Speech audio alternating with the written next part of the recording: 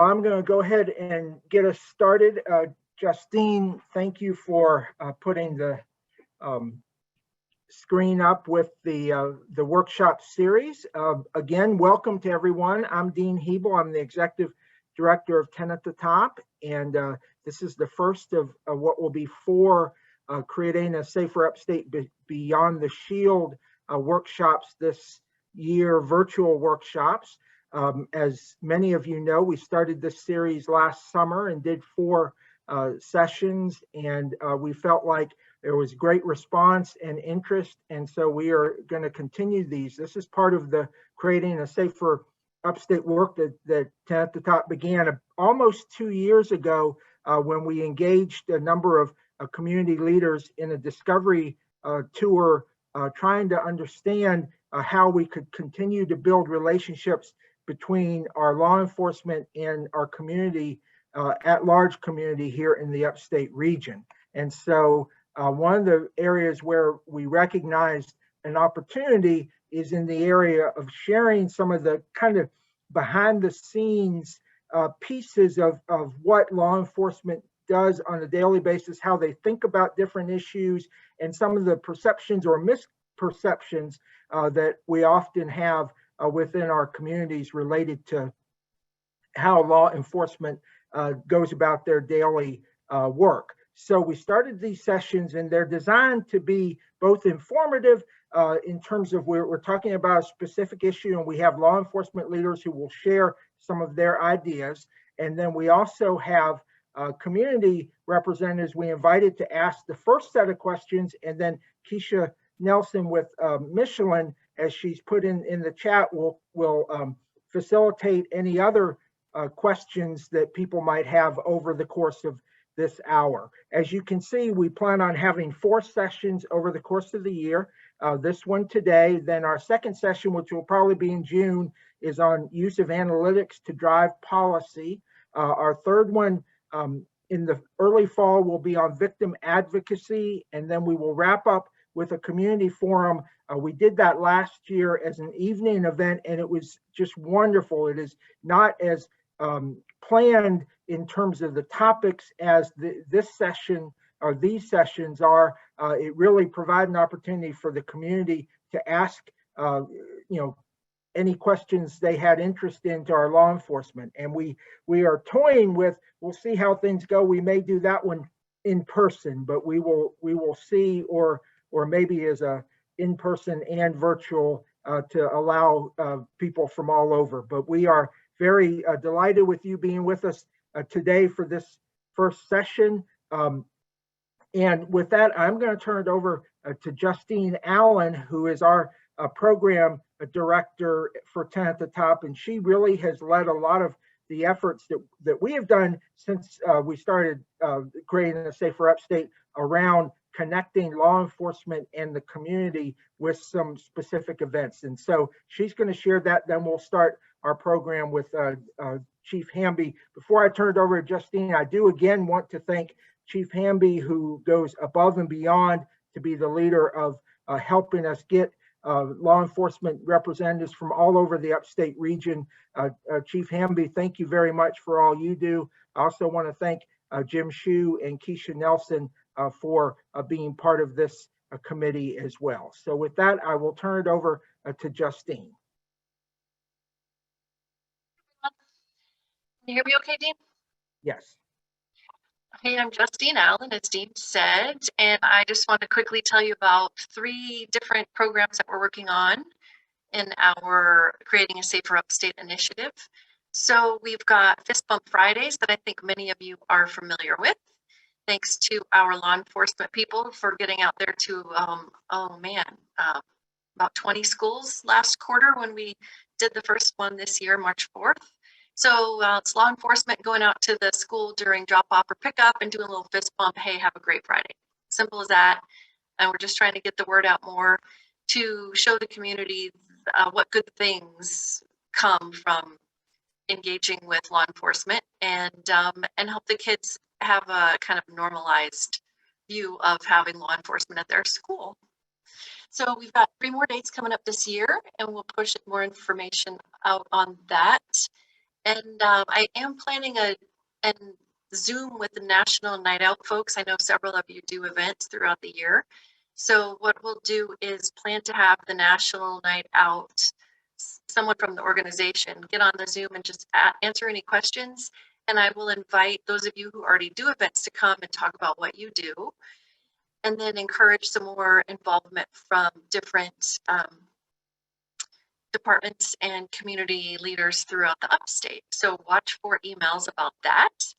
And then lastly, I just wanted to mention that we're doing, in partnership with Tri-County Technical College, we're doing a series of 3 law enforcement and community forums. So we did one already in Anderson, and we'll be doing Easley coming up, and then Seneca.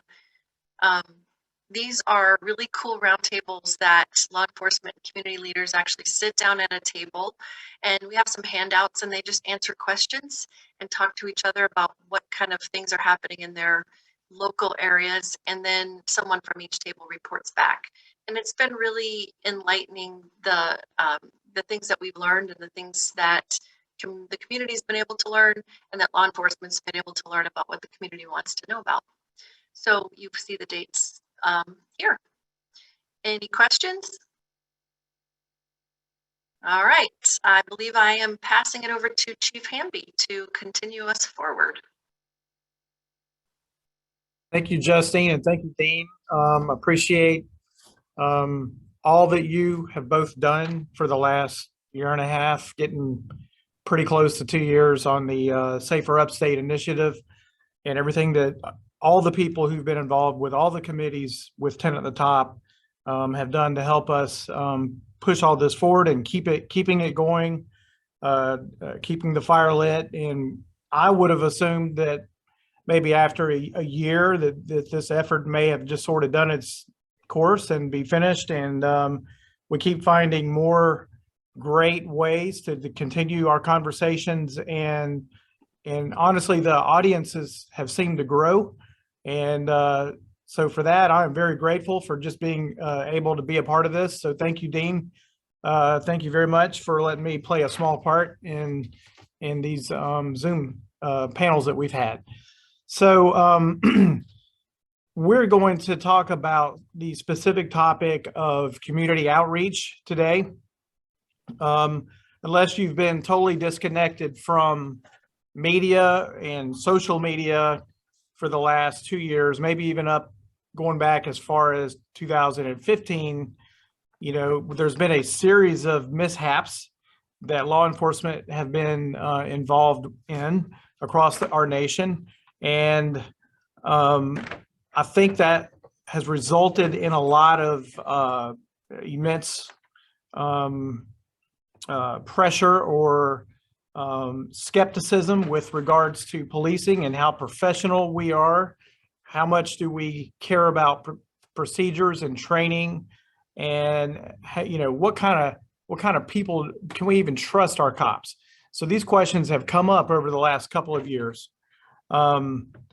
This is providing us an opportunity. This series of Zoom panels has allowed us to talk about some of these sensitive issues that are revolving around law enforcement, such as use of force, our hiring practices, our training practices.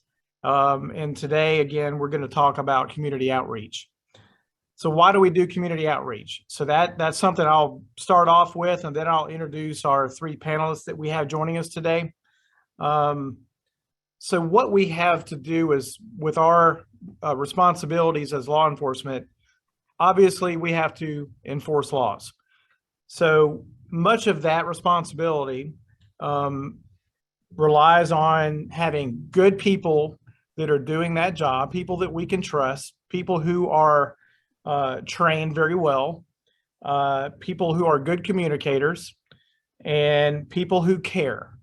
And it's hard to find people who are a good combination of all the above and can also withstand the physical demands of the job and all of the different skill sets that they have to have.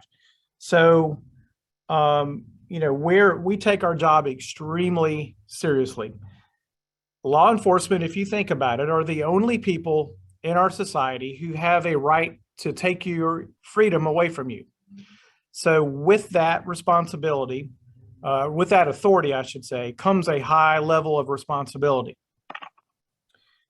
Sometimes when we are enforcing the law, we have to arrest people and remove them from their freedom. Once in a very rare occurrence, we have to use force. So with that responsibility of using force, we have to have the trust of the public, because we get that authority transferred to us through our Constitution and our laws, which are born from our community.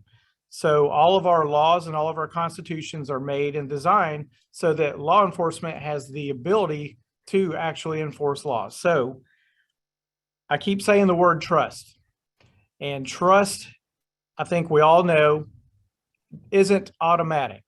So we have to be very intentional as people in law enforcement and leaders in law enforcement in reaching out to our community and creating an atmosphere where we can get to know each other, where we can be approachable, we can talk about the tough issues, and maybe have an opportunity to just spend time with each other. So community outreach is a very important component of law enforcement these days. Without these community outreach efforts and programs that we take on, that trust level would not exist, especially over the last 2 to 7 years of events that we have seen.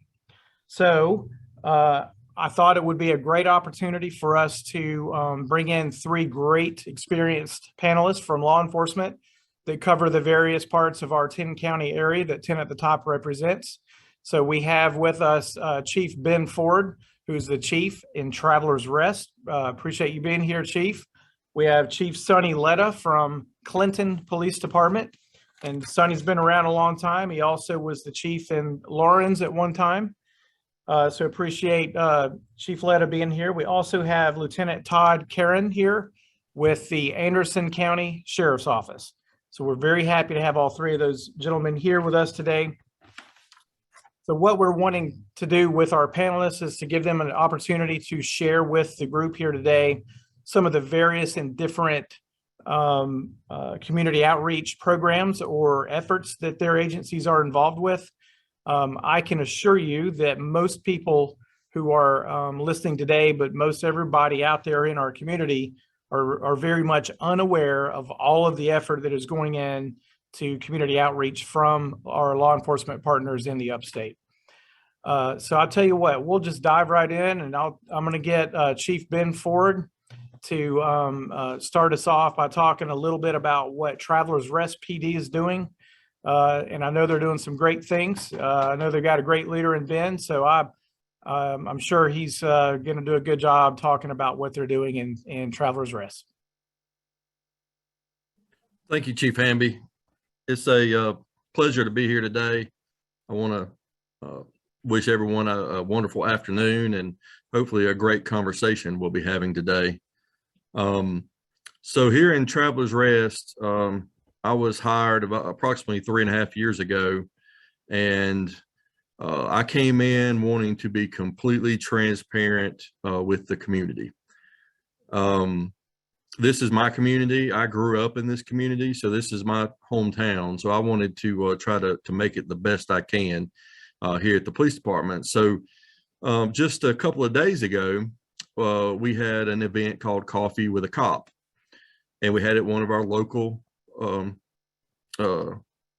studios, local cafes, and we put it out on social media and word of mouth, and invited everyone that would like to come and have a cup of coffee with some officers. And during that event, what we hope to accomplish is individuals can bring concerns to us that they have in the community. They can ask questions of us on why we do things a certain way, or why we enforce the laws the way we do. I invite any type of conversation that anyone would want to have with me. And we had several good conversations that day. We had some some concerns over some things in the community, such as traffic, which is a concern for all of us around the upstate. I had some other concerns that were even a little bit outside of my city, but that did affect our city.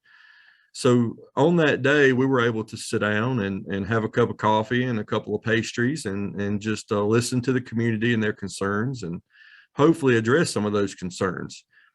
So that's one event that I kind of brought with me that it's not something I created. It's something that's been going on around the country. Several departments around the country have conducted that type of event, Coffee with a Cop. So we're going to try to do that. We did it pre-COVID several times, and we're going to try to do that once every other month at different locations. Now, the first time we did that, we started meeting during the week in the morning time, but then we realized that a lot of the working class could not come to that, people who were at work. So we did our last one on Saturday. So we're still, it's still evolving, and we're trying to hold it at certain times when we can get the most individuals that would like to talk to us in the community, because we want to hear from everyone in the community. Another event that we started just a few months ago is our community meetings.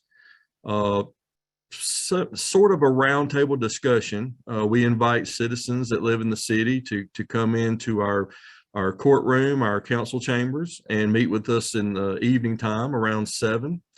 And sometimes we have a discussion on certain things such as pedestrian safety, bicycle safety, motorist safety with regards to bicyclists and pedestrians. We recently had one regarding safety for kids in the internet, and we're going to continue having events of this magnitude so we can get feedback from the community on other concerns that they have, and hopefully we can share how we can help with those concerns and provide some sort of specific topic that we can educate the community with. I believe along with that transparency comes education of the community. And if we can educate everyone on how we do things and why we do things, then we can all better understand why things occur the way they do sometimes. And at the same time, me as the police chief and my officers, we can learn from those in the community on what the expectations are and what the misconceptions are. So we can kind of work together to solve those issues. We want to be open and honest with everyone so we can work together, because the community belongs to all of us. It doesn't belong to the city council or the police department, or it belongs to everyone that lives in that community. So, and the last thing I'd like to mention, speaking of that, our city recently, about 6 months ago, we had a community-wide event at Athens Park, one of our low-income neighborhoods. We have a city park there, and what we decided to do was have a cookout there and invite the community to come out, eat some hot dogs or hamburgers, and talk to officers and people and council members from the city. So that was more of a citywide event that we did there, and wanted to invite people just to come and have conversations and see what we could do to help each other, and let individuals in the community know that we're here. We're not here just to write you a ticket or write you a warning or to be there on bad days, that we're here all the time, and we want to work together to make the communities the best they can and the safest we can. So those are some of the things that we're doing here in Travelers Rest. I'm certainly open to any other ideas, and I hope to learn some of those ideas today from some of the other panelists and some from the other community members on here. Always looking to make things better in Travelers Rest, and obviously National Night Out is something that most of us have heard about, and we do participate in that yearly. Look forward to that every year in August. So that's kind of from our perspective in Travelers Rest, what we want to do. And like I said, I appreciate the time to fill you guys and ladies in on what we do here in Travelers Rest. So it's been a pleasure. So I look to learn more from you guys and gals here today. Very good. Thank you, Chief Ford. Appreciate your insight there. And before I go further, I was about to overlook some information I wanted to share. I apologize. I think I was talking with my mic on mute. Thank you again, Chief. I appreciate your insight there. I wanted to share briefly before we move on to the next panelist to talk about a survey that was done last summer. And so the Safer Upstate Task Force with 10 at the top created a survey asking about police community engagement. It was sent out to 57 police departments and sheriff's offices in South Carolina. So those are made up mostly of the 10 county area that 10 at the top represents. We received responses from 24 police departments and 3 sheriff's offices. We received a response from a department in every county in the upstate except Union. So 4 highlights were summarized from those surveys. Over 85% of the respondents they do conduct regularly scheduled community engagement programs. So that's good news. About 15% of the departments have a dedicated budget for community outreach. As you can see, that is a very low number of respondents, of agencies who replied to the survey who actually have dedicated funding for community outreach. Thirdly, the National Night Out and programs that partnered with schools were the most common with all of the agencies who replied. And the most widespread barriers for police departments came from insufficient funding. So I wanted to share that before we move on. And also remind everyone, please, as questions come up, you can communicate those either in the chat or save those, and we'll talk about those at the last 15 or 20 minutes we have here this afternoon. Also, I wanted to, you were recognizing a couple of mayors, Dean. I want to recognize one of my council members who joined us, Mr. Booker. So appreciate him being here. I'm very glad to see him. And also saw Chief Kendall, I think, pop up from Spartanburg Police Department. So I'm glad she's here as well with us today. All right, so I will move on now to Chief Letta with Clinton Police Department. And as I said earlier, Chief has been around a long time, and a lot of people in South Carolina know Sonny.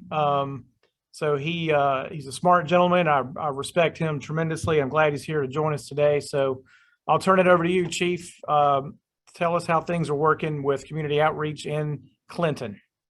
Thank you, Chief Hamby. Man, I don't think I can live up to that, but listen, I could just go ahead and ditto everything that Chief Ford said and everything that Todd's going to say and other chiefs in the state, really. And by the way, for those of you departments, chiefs who have the 15% of you who have a dedicated budget for outreach, if you have any extra, we'd be happy to take it off your hands here in Clinton. Yeah, we do much everything that's the same that everybody else is doing. One of the things that I'm proud of that I started when I got here in 2018 was something that I call Bibles, Badges, and Breakfast. What we would do is we would partner. I was surprised to find out that in our 9.5 square miles, we actually have 22 registered affiliated churches. If y'all can imagine that, 9.5 square miles, 22 churches. And so what I did was I sent invitations to all those faith leaders and anybody who they wanted to bring along to just a roundtable discussion. I believe it was a Monday morning, and we partnered with Bojangles, I believe it was, and they provided some orange juice, coffee, and biscuits. And if we as police chiefs have a concern about our city, people of faith are going to tell us about it. I mean, think about it. They have a captive audience Wednesdays, Sundays, and any other time that parishioners come to them with concerns. So those were great discussions. Unfortunately, because of COVID, some of that got knocked out, but we hope to start that again. Another thing that I'm really proud of that we still do here in Clinton that some agencies have gotten away from is funeral escorts. if we are ever asked by a family to escort their loved one from the funeral home to the gravesite, or even from their home, if it's within the city, to the funeral home, we are honored to do that. As a matter of fact, as a veteran, I even offer families and the funeral home that if that family would like to receive that veteran's flag from a fellow veteran who happens to also be the police chief of the town, of the city, I am honored to do that. And I've done that on numerous occasions. Family members have come up to me and said how much they appreciate receiving a service member's flag from somebody that they know in the community instead of a nameless, unknown person who's come from Virginia or Charleston or somewhere else to provide that funeral service for the veteran. So that's something that we're really proud of. I also love when our community catches our officers doing good things. You guys have seen videos probably of like Shaquille O'Neal. He's a reserve deputy, and he'll play basketball with kids. You know, we have our officers getting caught doing stuff like that as well. As a matter of fact, it made me cringe one day when I saw one of our officers at a local school riding a skateboard. I was like, oh my goodness, you know, no, but she's very good at it, and so she was safe. And it's just a way to show that we are more than like Chief Amby said. You know, we're more than just people who write tickets and respond to crashes and things like that. We also love to talk as cops. Big surprise, right? So if you ever were to invite anybody really in the police department to come give a talk to a church or a civic organization, especially if there's lunch involved, right? We are more than happy to come and talk to you. There have been new laws in the books that have come up with open carry that some people have been concerned about. There's some concern about different things with marijuana laws and different things like that that are in legislation. And so we are happy to talk to people about that kind of stuff. But again, I can just ditto everything that any police chief is going to say in the upstate, and we basically do the same thing. Like Chief Ford said, the community belongs to all of us. It belongs to me. It belongs to you. It belongs to everybody. So we're proud to serve in more than just the capacity of law enforcement. May I just run through these photos, these great photos that you sent in real quickly? Sure. Okay.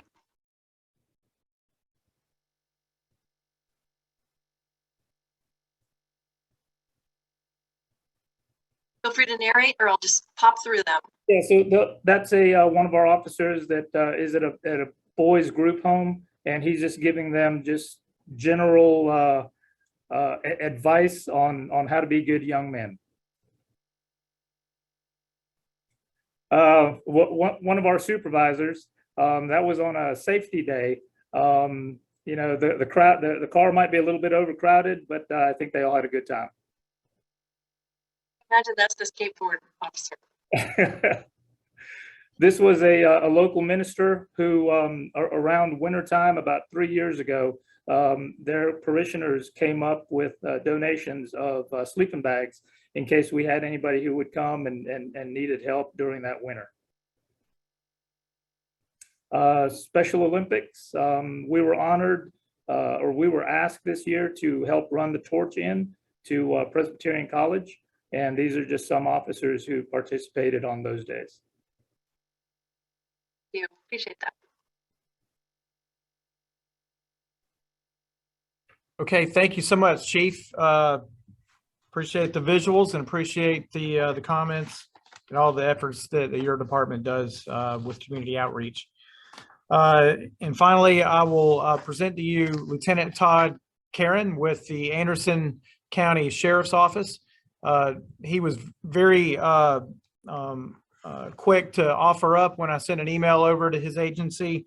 He replied back very promptly and said, "Hey, you know, I'm over community outreach. That's my thing." So he stepped up, and I really appreciate that.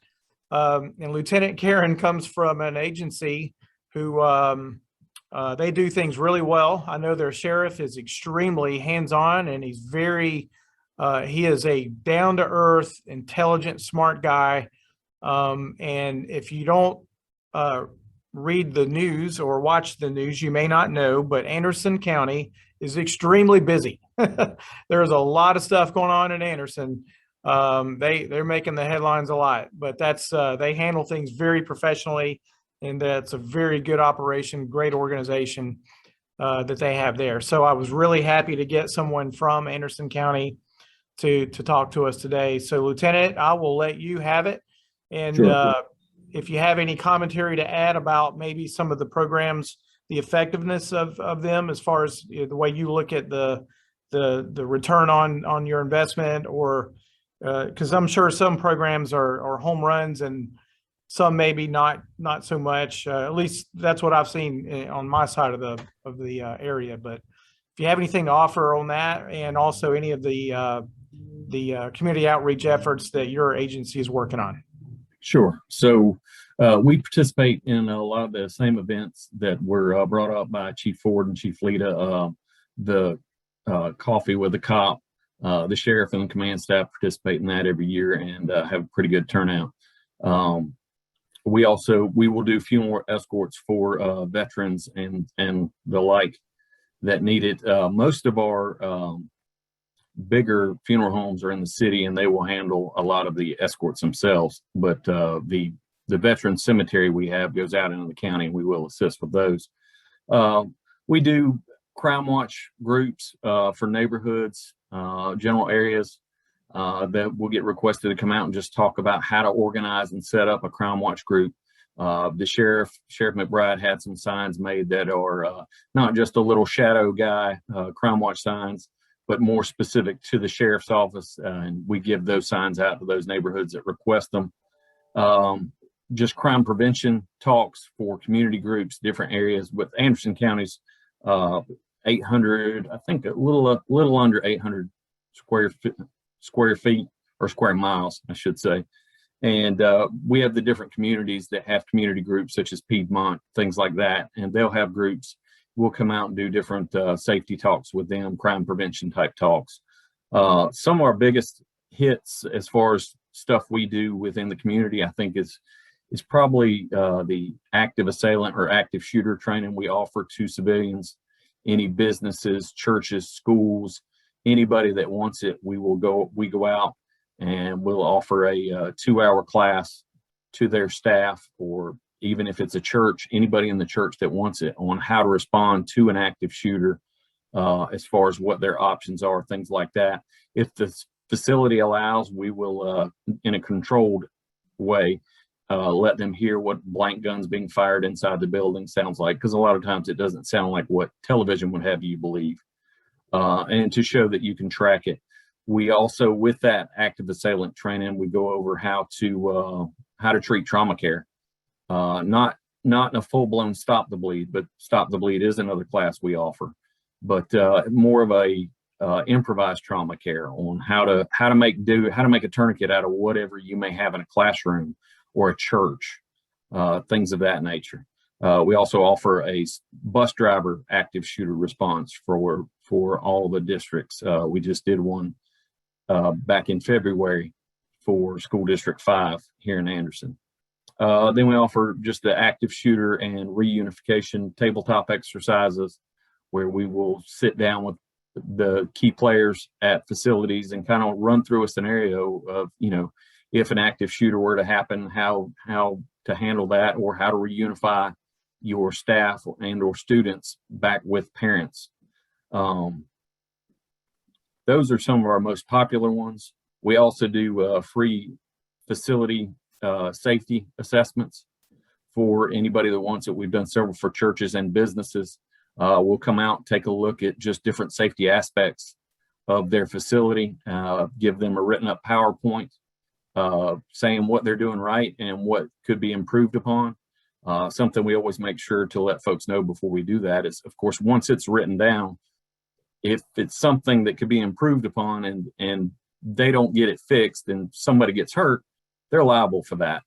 as long as it's within a certain, you know, if it's going to cost $2 million and somebody gets hurt the next day, they, you know, there's some relief of that liability there. We also offer church safety team training for churches that want to start up safety teams or even have established safety teams.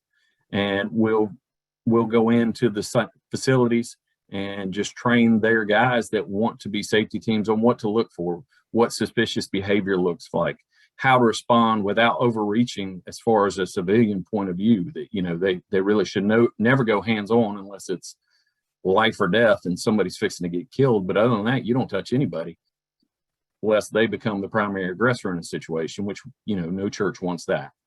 And so we offer that. That's a 2-hour class that we offer.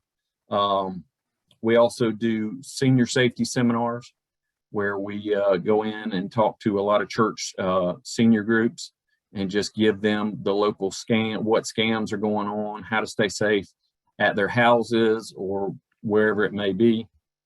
Hang on just a second. The screen has changed on me. There we go.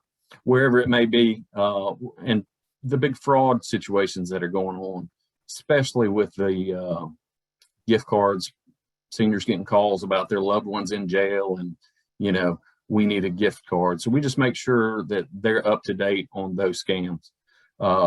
We do a women's safety seminar that's it's 2 hours. We wanted to make that a women's self-defense class, but we found that with the responses we got from it, the first 2 classes we had over 100 people. It's just not really possible to go hands-on and do hands-on training with that many people at once with the number of instructors we have. So we do some demonstrations of hands-on self-defense, but we also talk about concealed weapons considerations if they choose to carry a gun, or as you can see in that slide, you know, talking about carrying a taser or pepper spray and how they're not always effective. Most of that seminar for the women's safety training is pretty heavy emphasis on situational awareness. And so we offer that as well.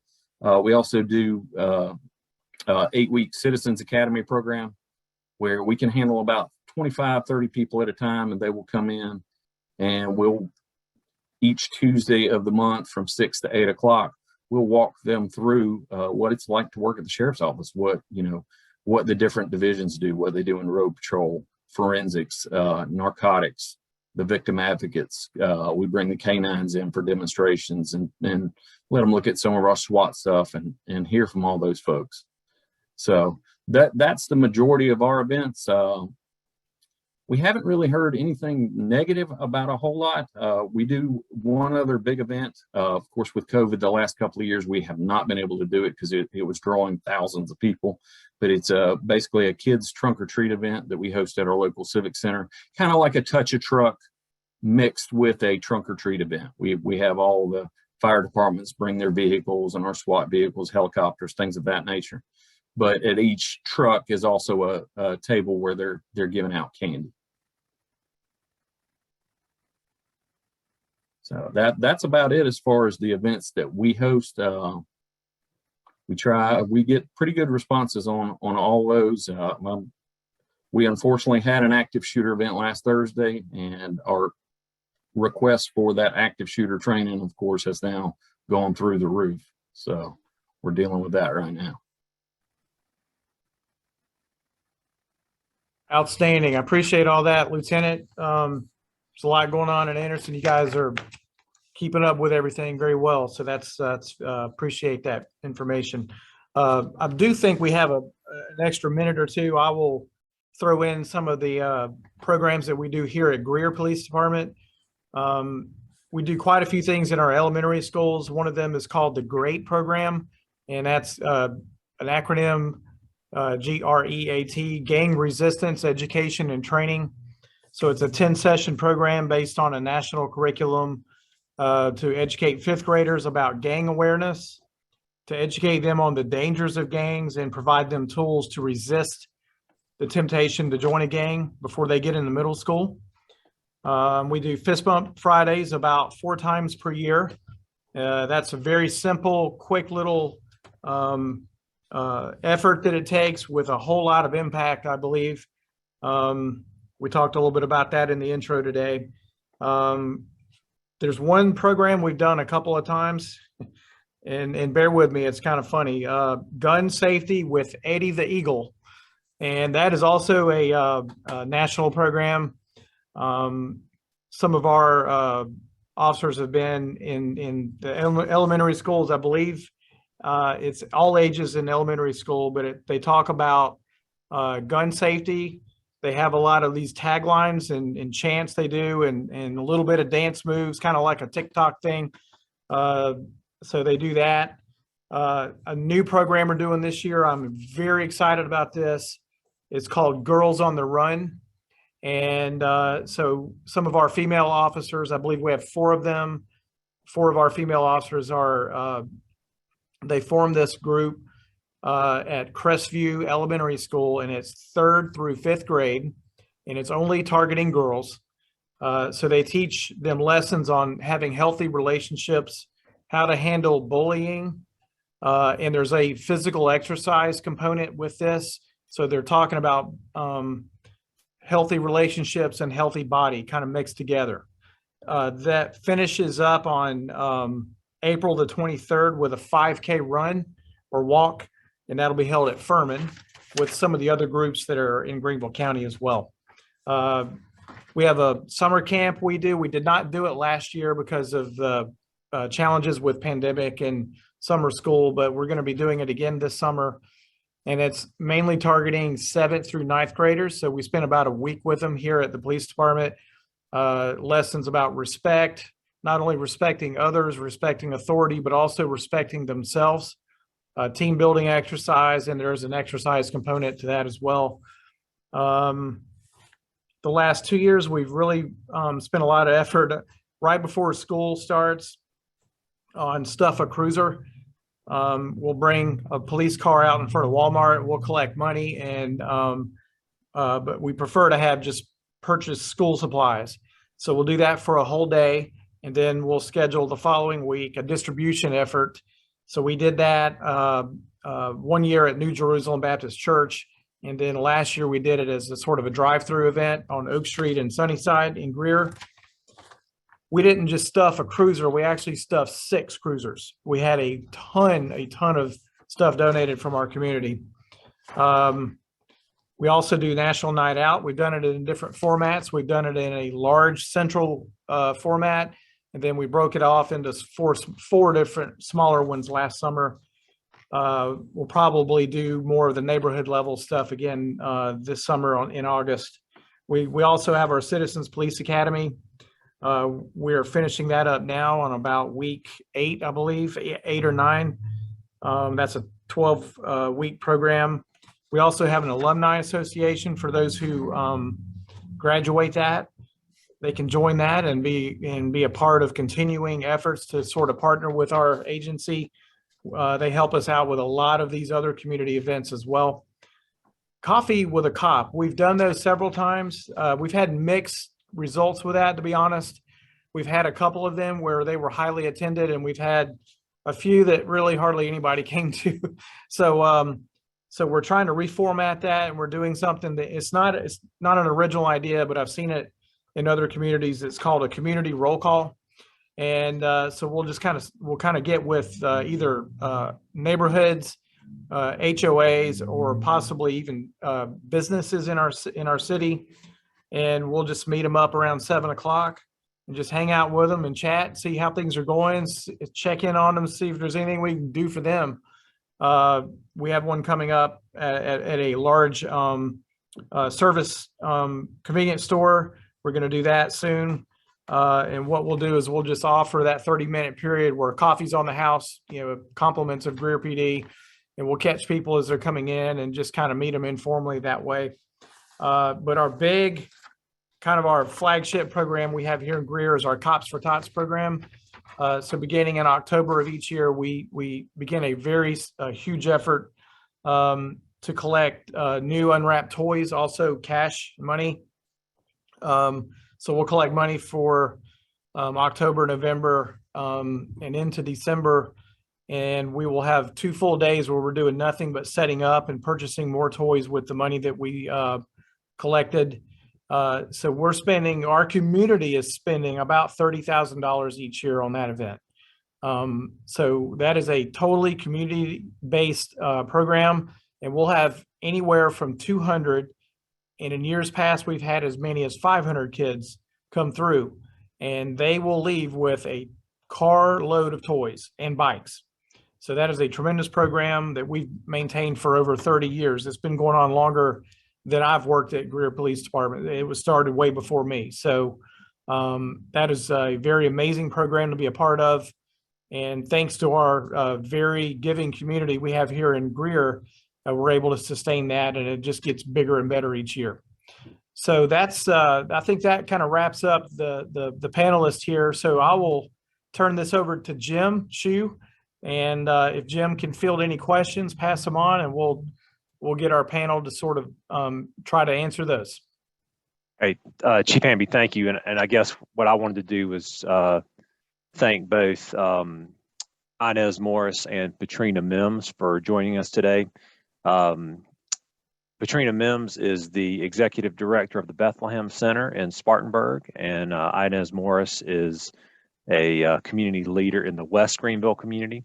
And so if you've joined one of our Zoom meetings before as part of this series, what we like to do is sort of have our panelists kind of serve as voices of the community, sort of to represent all, looks like 60 of us that are on the call here, to ask some questions of the panelists about their community outreach and ask them to then provide responses. So maybe Inez, I'll ask you to start, and then after we finish the questions from Inez and Patrina, I think Keisha will then kind of ask questions from everyone else on the call that submitted questions through the chat. So Inez, I'll turn it over to you. And again, thank you so much for joining us. Thank you, Jim. It's a pleasure to be here with you on this panel this afternoon. And I guess I had several questions as I listened to the different panelists and the different chiefs talk about their community and what they are doing. It's exciting to hear what they are doing, and just trying to figure out how we can move our community, or how the police can be more engaged in our community. I know at one point, you know, we were doing a lot of things over here as far as neighborhood engagement, but that kind of dropped off. And so, you know, we have a couple of areas that we have concerns about, but for the most part, our neighborhood, we feel safe in our neighborhood. I can say that. I run in my neighborhood, so I don't feel unsafe. No, I'm not going to go and run at 11 o'clock at night. But for the most part, I feel safe in my neighborhood. But I would like to see the police be more involved in the neighborhood. I like what you said about the cops doing things with the kids in the neighborhood, engaging the neighborhood, because I feel like as a neighborhood, when police are there, it's like it's a prevention. People are more engaged. They seem to be building that trust in the community is what I would like to see, more of a trust in our community, where the police can come in and say, I'm not here to arrest you. I just want to be here. I want to be a part of the community. I want to, you know, shoot hoops with the kids. I want to, you know, play in the streets when they're throwing hoops in the street. I want to be a part of the neighborhood center, you know. And so those types of things that I would like to see in my neighborhood. And I think I can speak for most of my neighbors. You know, we want to have a sense of trust of the police. And I think when you talk about community policing and neighborhood policing, you have to build a trust with the neighborhood. And because for the most part, as we know, people don't trust police. I mean, especially in our Black community, we don't trust the police because we feel like the first thing the police wants to do is kill one of us. So, you know, how do you help us move toward that? You know, building more trust, engaging our community, improving safety in our community, crime reduction, those types of things. Hey, Matt, at the beginning of the meeting, you kind of talked about that same concept of building trust. I don't know if you want to take that one or direct it to. Sure, absolutely. I appreciate that, Ms. Morris. You're exactly right. The trust is what this all boils down to. And I try to relate the community outreach programs that we do, and it doesn't always have to be a program. I think you're exactly right. Just those random acts, those random opportunities that come up when we see kids out playing basketball, for example, that comes up often. Sometimes it's easy for the officers to get out and do that, and then other times they may think, they don't want me there.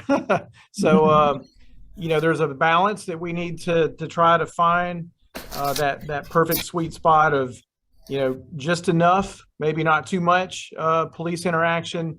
Some people are very excited to see police officers, and we hope that as these interacting with kids when they're very young, we can plant that seed in their head that we're just regular, polite people as well. And we're not those mean people that you see on those highlight films that are played over and over again. Because I do think those get an unfair amount of airtime.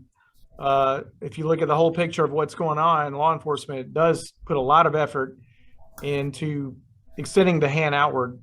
But I do think that for the most part, people are very receptive to have police officers get out and talk to their kids and that kind of thing.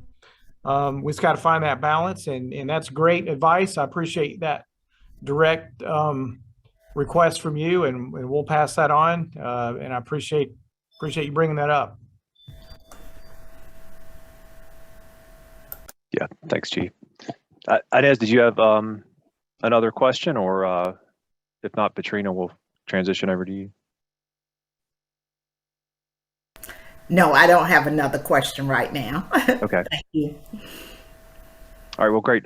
Katrina, if you're on the call, if you have a question, please go ahead.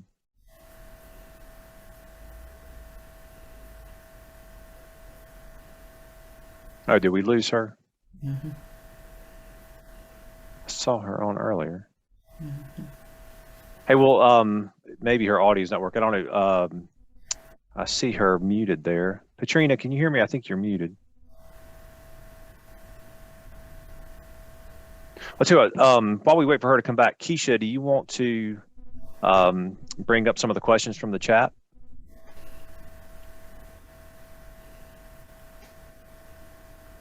Sure. I think one that was kind of in the same category as Ms. Inez just asked, Evelyn Blakely wants to know, are there any active programs that are being done to improve relationships between the police and youth? So I know that you answered the question about how can we bring the trust, but are there any programs that's in place right now that's doing that? I'll check that for anybody. We like to think that maybe our trunk or treat event kind of shows that side. We have a lot of different divisions out there from the sheriff's office and invite all the police departments from the different cities within Anderson County, which is probably six different agencies. We invite all of them to show, and a lot of them do show up. And the last time we had the event pre-COVID, we had close to 1,500 kids come through that we were able to make contact with. And, of course, it's not a long conversation because it's a trunk or treat event, but you at least do get to show kids that we're just not out there to arrest people. So we like to think that event helps us with a little bit of that. Lieutenant, if I could ask kind of for you to add on to that, what about, you mentioned several events that you all, or sessions you have for students, and I think a couple of the chiefs did as well. Do you see, while those are certainly very specific around, shooter, what to do in shooter situations or other things, do you find that they also can be helpful in terms of building those relationships between law enforcement and the students? Yes. Yeah, I believe it does help just build that trust, to show them that we're there to help them, even if it is just to learn how to respond in a, in an event like that. But it shows them we're not just there, to try to get them for something like that. Philip Clark put in the chat about the Just Say Something cop cards. Can you expand on that a little bit more? Sure. Several years ago, we had funding, which a lot of things come down to funding, that we were able to work with the Greenville City police officers and provided them with cop cards. So when they were in the community patrolling, they were able to hand those out. That was a way for them to build a relationship, or start to build a relationship with the kids in the community.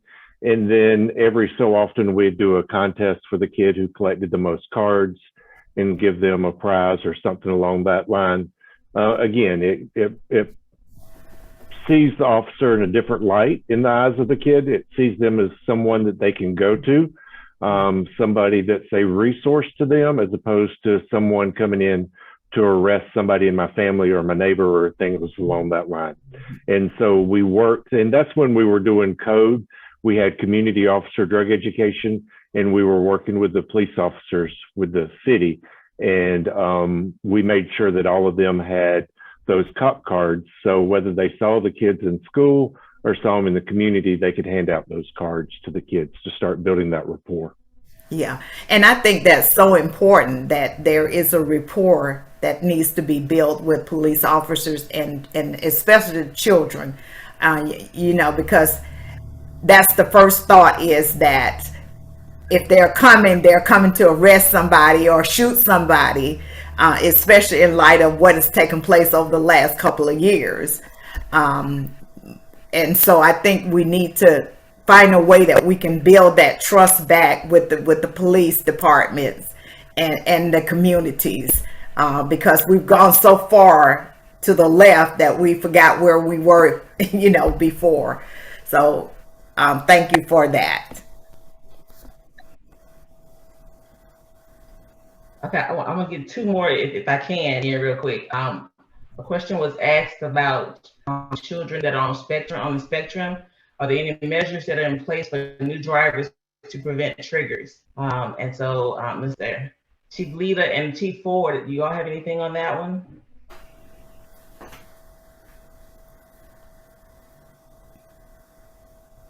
No?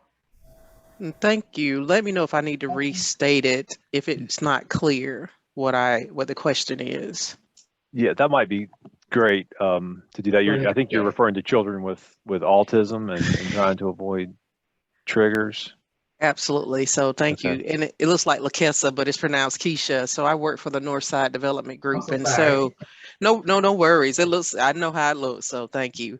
And so several parents have asked, they have high school seniors who are currently on the spectrum, the learning spectrum, and they are learning to drive. And there are triggers with the sirens if a child is pulled over, or is there any way we can help those parents, maybe with stickers on their license plates, so that when that officer does pull them over, they're aware that this child is on the spectrum?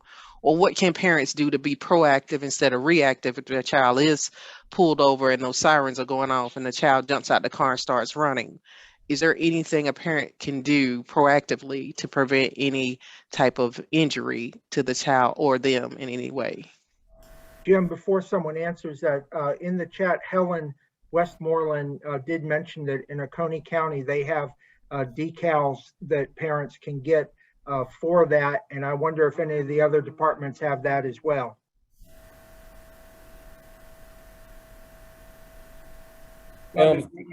We here in Clinton, it's a very timely question, because we are scheduled to have some training done with the Lawrence County Disabilities and Special Needs Board as far as triggers. As a matter of fact, this past Friday, we were schooled on some of that as we were participating with the Special Olympics. Because, cops, they have loud cars with horns and sirens and lights and everything. And we were told if we could, you know, just stand there and wave at folks and maybe wave a flag or something. But loud noises and strobe type lights were not advisable in that environment. And we particularly here in Clinton, we vet our police officers who we assign to be school resource officers, because every school, I believe, has a group of students who are on the autism spectrum. And obviously that's known by the teachers and counselors. And that information is then passed on to our officers, so that should our officers have to engage with those students, then they'll be better advised on how to do that successfully. Thank you so much. And I know that we're getting close to our time. You want to take this back over, or you want to continue? No, I will take it back over. I think we need to wrap up, but thank you, Keisha. And for those, you can see some questions and comments in the chat, and there is always, you know, so much more that we could go into. But thank you to our officers and to our community folks for being part of this. This is an ongoing dialogue and conversation. And as I mentioned before, our final session at the end of the year will be more of a general session. I can see coming back to some of these questions as well. And also Helen has said that she's gonna send over, if you could send me an image, Helen, of the decal. I will put that in the recap that we send back out to everyone. So again, as we wrap up, I want to thank everybody for being with us today. Again, thank you, Chief Hamby, for all of your great work, as well as Jim and Keisha for your help, and Justine Allen, and then also to our panelists for today. One of the good things about having these sessions on Zoom is it's very easy to record. So we have recorded the session, and it is available, or will be available, on our YouTube channel for folks to watch into perpetuity. We have all 4 of the sessions from last year on our channel, and we continue to promote those, and we'll do so with the ones this year as well. So if someone was not able to be on the session today, or if you want to go back and watch it again, or watch certain parts to learn about something, you are certainly have that ability, and we will send out the link as part of our recap. So again, we will be having our next session looking at how police use the data when doing policing, coming up probably sometime in June. So we are already working with the city of Greenville and others on that session. I think it's going to be a really good one. So as we wrap up, I again want to thank everybody for being part of this session today, and I look forward to continuing these important conversations in the future. Have a great rest of the Monday. Enjoy our beautiful weather.